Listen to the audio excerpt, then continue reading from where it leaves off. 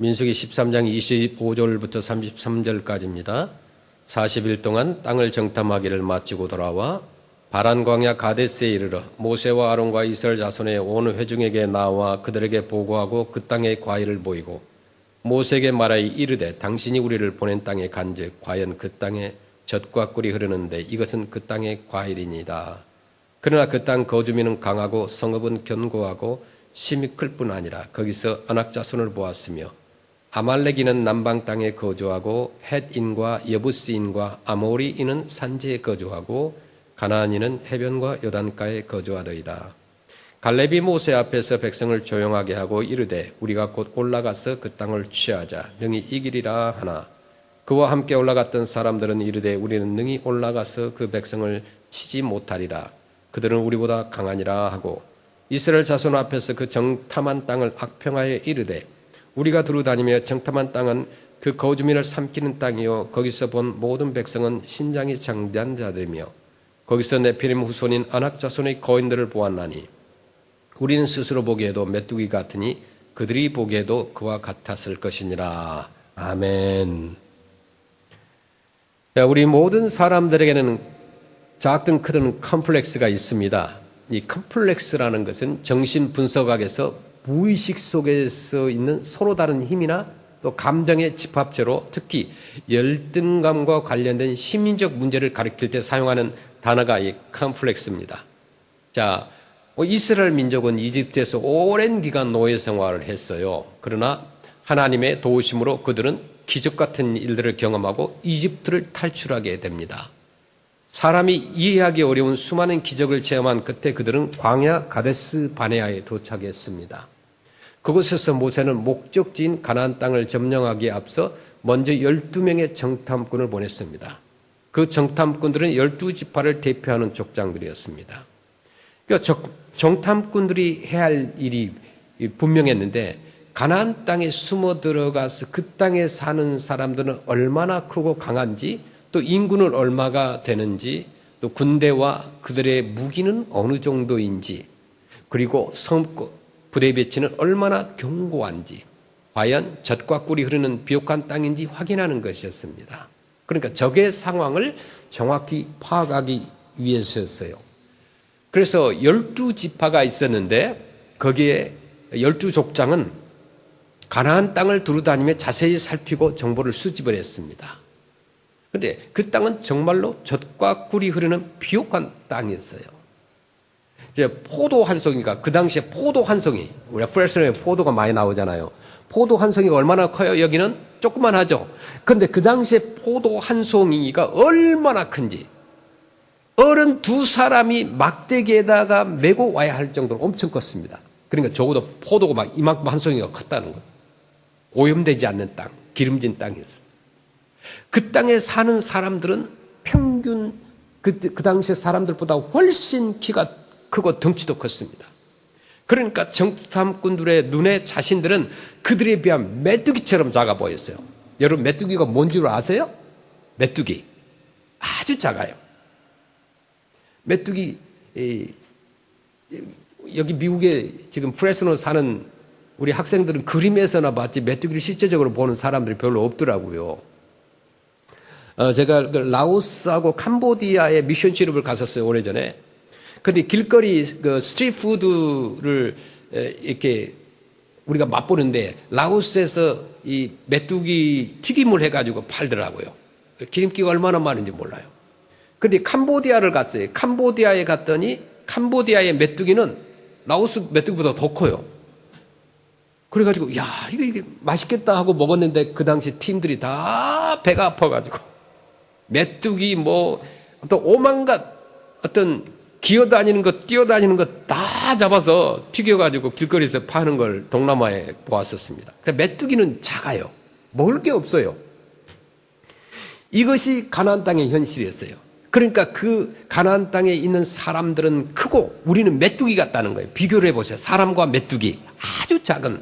그리고 우리는 별 볼 일 없다는 거죠. 살기에는 분명히 좋은 곳이고 욕심나는 곳이었어요. 차지하고 싶은 땅이었습니다. 그러나 장벽이 있었어요. 그 당시에 성읍은 튼튼했고 그 민족은 거인들이었다는 거죠. 그래서 가나안 땅을 정탐했던 10명의 족장들은 좌절과 낙심에 빠집니다. 그들은 스스로를 메뚜기처럼 느끼는 메뚜기 컴플렉스에 사로잡힌 거예요. 그러나 12명 가운데 갈렙과 여호수아는 달랐어요. 그들은 자신들과 가나안 족속을 비교하는 데서 멈추고 현실의 장벽에 짓누르지 않았습니다. 그들은 하나님의 신실한 약속을 바라보았어요. 땅의 현실만 보지 않았고 당장의 어려움에 굴복하지 않았습니다. 그들은 하나님만 바라보며 하나님의 약속을 믿었던 거예요. 그 결과 갈렙과 여호수아는 그 소망하던 가나안 복지를 실제로 들어가게 또 누리게 되었지만 나머지 10명의 족장과 그들을 따르는 세대는요 40년 동안 광야를 방향하다가 광야에서 죽어 거기에 묻히고 말았다는 거죠.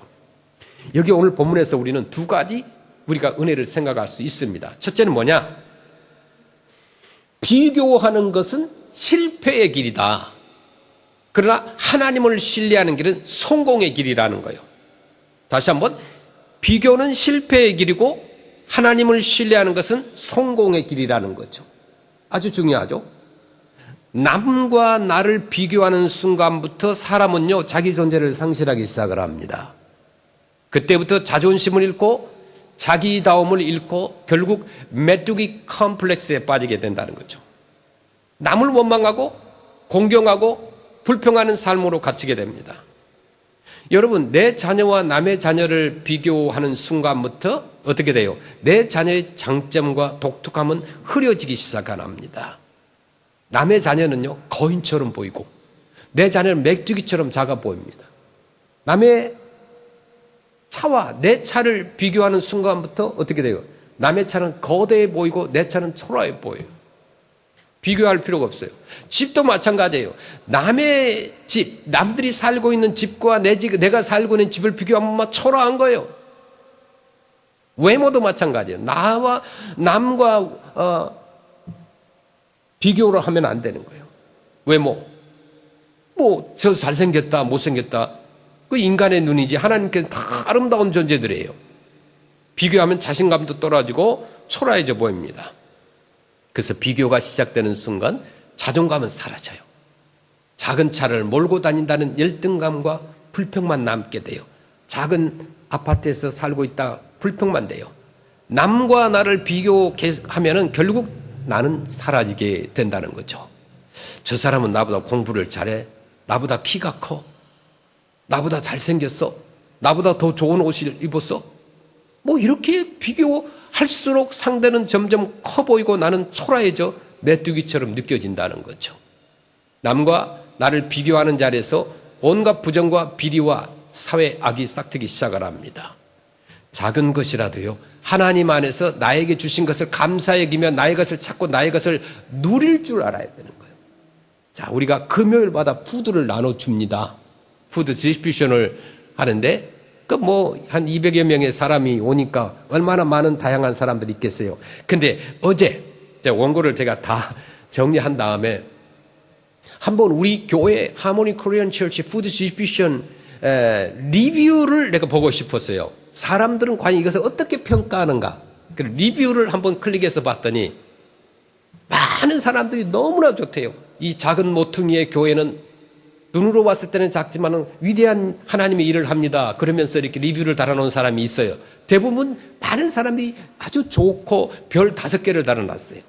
그래서 상당히 기분이 좋았어요. 그런데 딱 한 사람이 아주 부정적으로 달아놨어요.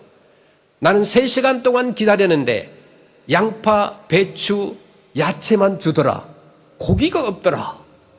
이렇게 써놨어요. 그래서 참 어이가 없어.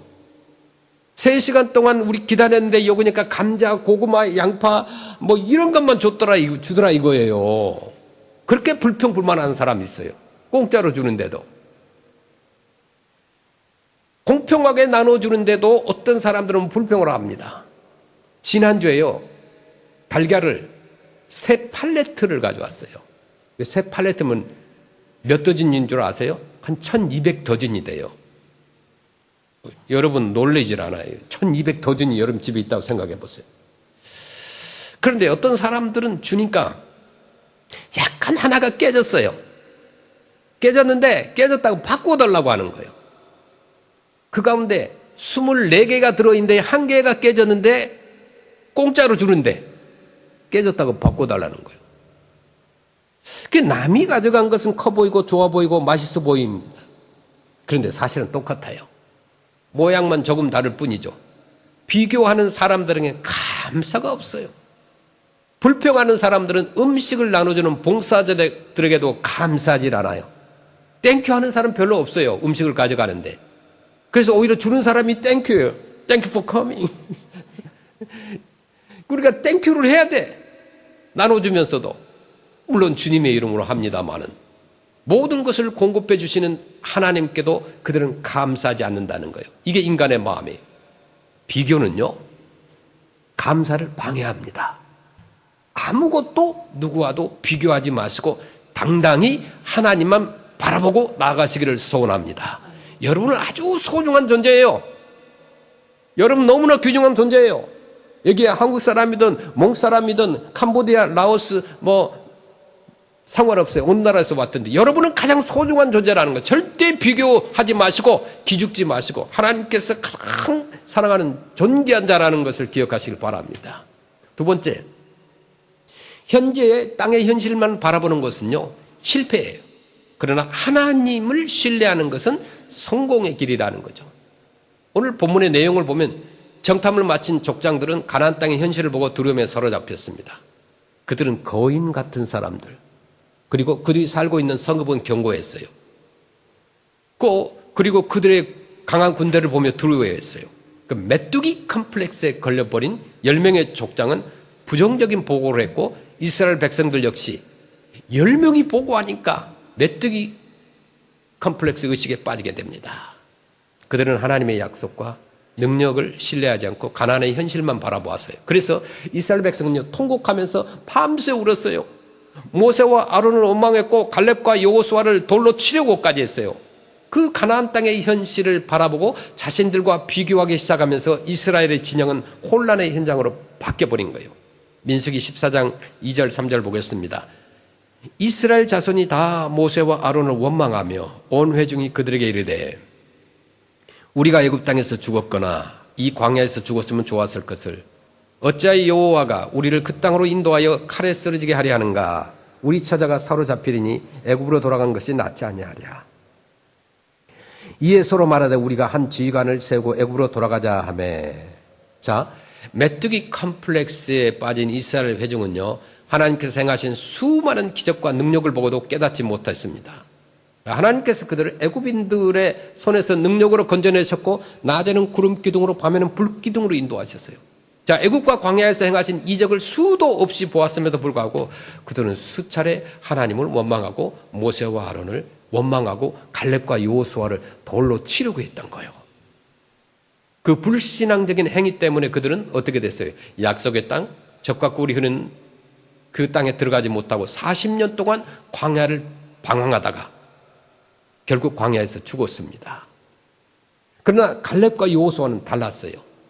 그들도 같은 현실을 보았지만 그들의 믿음은 식지 않았습니다. 그들은 전혀 다른 시각으로 관찰하고 판단을 했습니다. 민수기 14장 7절 8절 이스라엘 자손의 온 회중에게 말하여 이르되 우리가 두루 다니며 정탐한 땅은 심히 아름다운 땅이라. 여호와께서 우리를 기뻐하시면 우리를 그 땅으로 인도하여 들이시고 그 땅을 우리에게 주시리라. 이는 과연 젖과 꿀이는 땅이니라.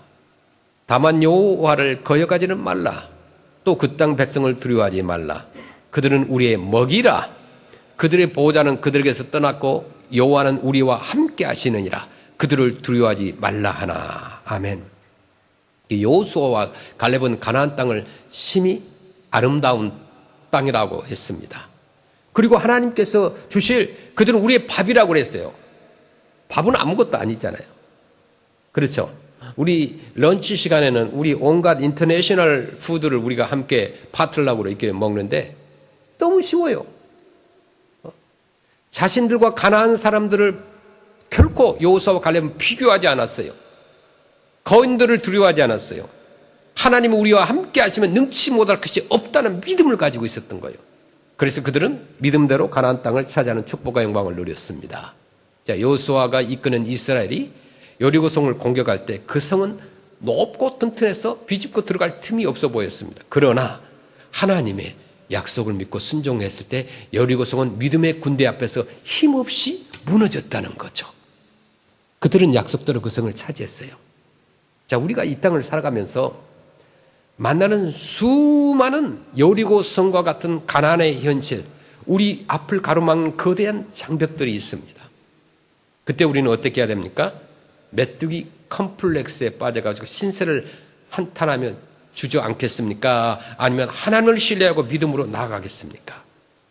여러분의 삶에서 여리고성은 무엇인가? 여러분이 하나님보다 더 두려워하는 영적 거인이 있습니까? 무엇입니까? 지금 여러분의 현실이 거대한 장벽으로 느껴집니까? 이스라엘 온 진영이 블레셋 군대와 골리앗을 두려워하고 떨고 있을 때 한 소년 다윗은요, 자신을 거인 골리앗과 비교하지 않았어요. 그는 오직 하나님만을 신뢰했어요. 현실적으로 보면 다윗이야말로 메뚜기 같은 존재였지만 그는 믿음으로 오히려 골리앗을 메뚜기처럼 보았습니다. 이 믿음이 다윗으로 하여금 골리앗을 쓰러뜨리게 하는 믿음의 힘이 되었던 거죠. 여호수아와 갈렙도 마찬가지였습니다. 다른 사람들은 자신들을 메뚜기로 여기며 거인들 앞에서 위축되었지만 여호수아와 갈렙은 하나님을 신뢰하는 믿음 안에서 가나안 족속을 오히려 우리의 밥으로 여겼습니다. 세 번째, 하나님의 명령 앞에서는 인간적인 계산을 멈춰야 됩니다. 자, 이스라엘 역사 가운데 그리고 성경 전체를 관통하는 중요한 진리를 담고 있는 사건입니다. 이 본문은. 그러니까 이스라엘 백성은 광야를 지나 드디어 어디에? 가나안 남부의 게데스 바네아에 이르렀습니다. 이제 조금만 더 가면 거기에서 가나안 땅에 도착을 합니다. 바로 그 시점에서 오늘 사건으로 인해서 그들은 다시 광야로 들어가게 됩니다. 이후 38년을 더 광야에서 머물게 됩니다. 신명기 1장에 보면 그 배경이 잘 드러나는데 하나님께서는요, 뭐라고 말씀하셨느냐면 올라가서 그 땅을 차지하라, 두려워하지 말라, 주저하지 말라고 분명히 명령하셨어요. 그런데 백성들은 어떻게 됐어요? 그렇게 할 수는 없습니다. 먼저 사람들을 보내어 정탐하고 와서 어느 길로 올라가야 할지 알려달라, 우리가 준비한 후에 가겠다라고 말한 겁니다. 여기서부터 잘못이 시작된 거예요. 하나님의 명령이 주어지기 전이라면 우리가 준비하며 지혜를 모으는 것이 필요합니다. 그러나 하나님께서 이미 분명히 말씀하셨다면 그 다음은 순종이에요. 그런데 우리는 종종 그 반대로 행동합니다. 명령이 떨어졌는데도 인간적인 이유와 핑계를 대며 미루려고 합니다. 자, 이스라엘이 지금까지 언제부터 자기들의 전략으로 여기까지 왔습니까? 언제 노정을 연구해 가며 길을 정하면서 왔습니까? 하나님께서 가라고 하시니 갔고 건너라 하시니 홍해를 건넜고 구름 기둥과 불 기둥이 인도하는 대로 따라온 것이 그들의 삶이었습니다. 자, 홍해 앞에 그 막다른 길에서도 하나님께서는 그 홍해를 가르는 길을 여신 거 아니겠어요? 이처럼 하나님의 능력을 의지하고 여기까지 왔는데 왜 지금 정탐꾼을 보내며 인간적인 계획을 세우는 것인가? 더 두려운 것은 사람이 끝까지 자기 고집을 부릴 때 하나님께서 때로는 그냥 놔두실 때가 있어요. 하도 그냥 사람들이 고집 피우니까 하나님의 뜻이 아님에도 그래 한번 해봐라 할 때가 있다는 거죠.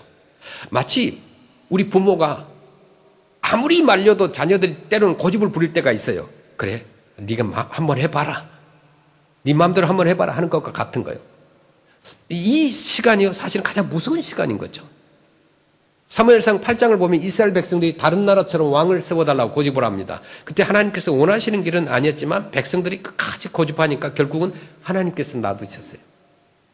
사울과 다윗의 왕조가 세워지는 그 과정 속에는 하나님의 깊은 교육적 의미가 담겨져 있습니다.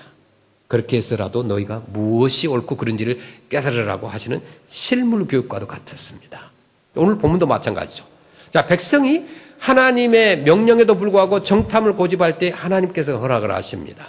그리고 정탐 후에 2사람과 10사람의 보고가 분명하게 갈라집니다. 여호수아와 갈렙은 믿음으로 보고 나머지 10사람은 불신앙으로 봅니다. 자, 같은 땅을 보고도 심히 아름다운 땅, 하나님이 주실 땅, 우리의 밥으로 보는 사람이 있는가 하면 우리를 삼키는 땅, 우리가 결코 감당할 수 없는 것으로 보는 사람이 있었던 거예요. 결국 관점의 차이가 믿음의 차이가 되는 거고, 그 믿음의 차이가 그들의 삶과 죽음, 운명을 갈라놓았다는 거죠. 마지막으로 메뚜기 컴플렉스를 버리고 십자가 안에서 나를 보아야 됩니다. 우리 가운데, 우리 인간들은요, 항상 부정적으로만 보는 사람들이 있어요.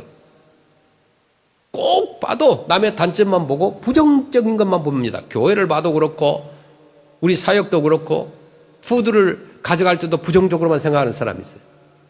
늘 남과 비교하면 어떻게 돼요? 나는 부족하다. 나는 안 된다라고 말하는 사람이 있어요. 안 돼, 나는 안 돼. 나는 부족해. 겸손한 것 같은데 아니에요. 그런 시선으로 보면 언제나 우리는 메뚜기처럼 보인다는 거죠. 그러나 믿음의 눈으로 보면 전혀 달라요. 지금까지 우리 인생에게 베푸신 하나님의 은혜를 돌아보면 오늘 또 여기까지 온 것이 전적인 그분의 은혜입니다. 그 은혜를 기억한다면요, 우리는 더 이상 메뚜기 컴플렉스에 머물 수 없어요. 라인홀드 리버라는 분은 이런 얘기를 했어요. 믿음이란 예수 그리스도 안에서 내 자신을 발견하는 것이다. 나로서의 나를 보는 것이 아니라 십자가 안에서 나를 보는 것이다. 그렇게 얘기를 했어요. 십자가 안에서 나를 볼 때에 우리는 너무나도 소중한 존재예요. 그래서 우리의 하루하루 순간순간을 소중히 여겨야 돼요. 여러분, 우리는 하나님의 자녀입니다. 그래서 성도는요, 거룩한 이름을 가진 사람들이에요. 그 성도, 거룩한 이름. 믿는 사람의 말과 행동 하나하나를 통해서 하나님께 아픔을 들을 수도 있고 여러분 영광을 들을 수도 있습니다. 자, 시간이 지날수록 우리는 이 성도라는 이름에 합당한 인격과 성품과 생활 철학과 가치관, 행위를 갖춰야 될 줄로 믿습니다. 즉 신앙 인격을 말하는 거예요. 신앙 인격. 자, 이스라엘의 긍지는 한마디로요, 선택받은 자라는 선민의식에서 나옵니다. 그러나 그 선택 교리의 뿌리에 있는 것은 교만이 아니고 나는 원래 자격이 없는 사람이라는 겸손의 자각입니다. 자격이 없는 나를 주님께서 선택해 주신 것을 겸손히 고백해야 돼요. 하나님의 사랑을 받을 자격도, 하나님의 백성이 될 자격도, 우리 크리스찬이 될 자격도, 오늘 교회에 나올 자격도 원래는 없습니다. 전적으로 타락한 우리를 하나님께서 은혜로 불러주신 거예요. 그래서 어거스틴은 이렇게 고백을 했습니다. 하나님, 제가 생각하는 것, 말하는 것, 그 어느 것 하나도 죄가 아닌 것이 있었습니까? 깊이 생각하면 죄 아닌 것이 없습니다. 그렇게 고백했던 거예요. 전적으로 자격이 없는 우리가 이 거룩한 신분을 얻었다는 것을 감사함으로 기억해야 돼요. 이것이 선택받은 자가 가져야 될 의식이라는 거죠. 그리고 선택받는 순간 선택받은 자의 목적과 사명을 깨달아야 돼요. 우리가 다시 세상을 보시길 바랍니다. 그리고 다시 한번 자신을 비교해 보시길 바랍니다. 자신을 봐야 돼, 내 자신을. 남과 비교하는 눈으로서가 아니라 믿음의 눈으로 여러분을 보시길 바랍니다. 현재의 땅의 현실만을 바라보는 눈이 아니라 하나님을 신뢰하는 눈으로 보시길 바랍니다. 그래서 여호수아와 갈렙처럼 긍정적인 믿음을 가짐으로 이제는 메뚜기의 생각을 버려야 돼. 메뚜기 같은 생각을 버리자 이거예요. 메뚜기 컴플렉스를 떨쳐버리고 하나님의 거룩한 구속사의 기쁨으로 순종하기를 축원합니다. 그래서 모든 불신앙을 버리고 믿음의 눈으로 감사하며 살아가는 그런 우리 하모니 성도들이 되시기를 주의 이름으로 축원합니다.